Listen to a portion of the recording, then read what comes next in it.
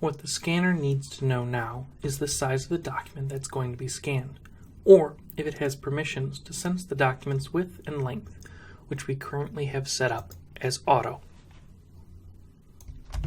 We also have the option to set up auto width or auto length, which will allow it to determine a specific length with a width being determined as it's scanning, or vice versa, a specific width with a length being determined as it scans. For our purposes, we're going to keep it as auto. If someone is in a situation where they have a project that has a large document and they know what the specific sizes are going to be, they can uncheck the auto option and manually set it in. This will, though, give you the effect that if a document is bigger than the declared size, it will crop the size of the image it's grabbing. The next area underneath the Scan tab is going to be the resolution. Here, with the IQ Quattro, the maximum size is 1200 dpi.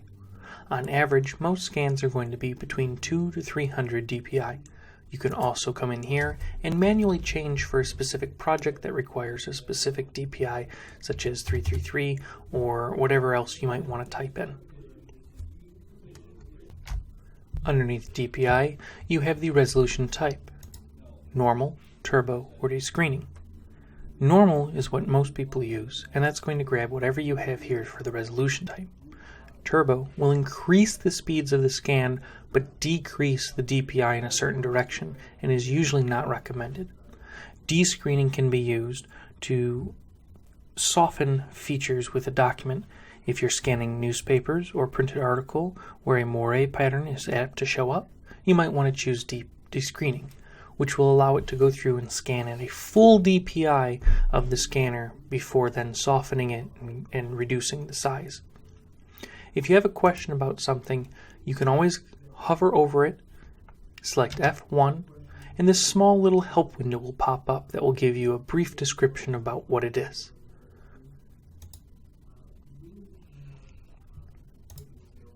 Most scans, again, will be using normal. That covers, for the most part, the scan area.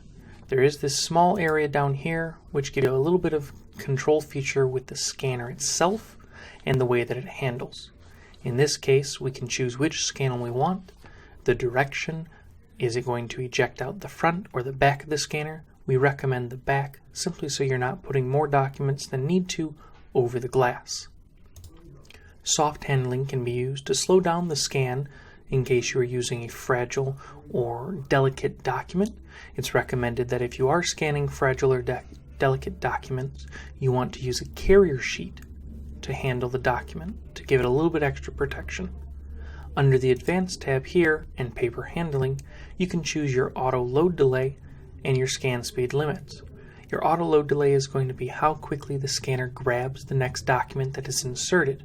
If you're using a larger document or bigger files, you may want to increase the load delay to ensure that you can get the document in smoothly, straight, and without any crinkles or creases.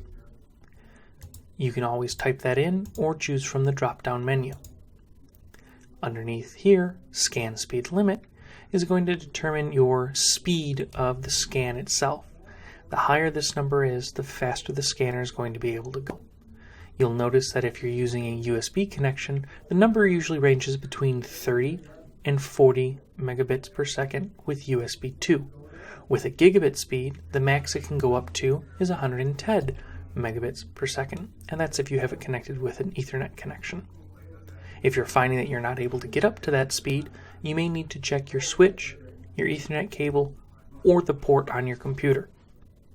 And finally, for some of the other scanners, such as the Ultra X model, which is using USB 3.0, you'll find that these speeds can increase even further. For the most part, you can keep this minimized. And that is it for the scan section.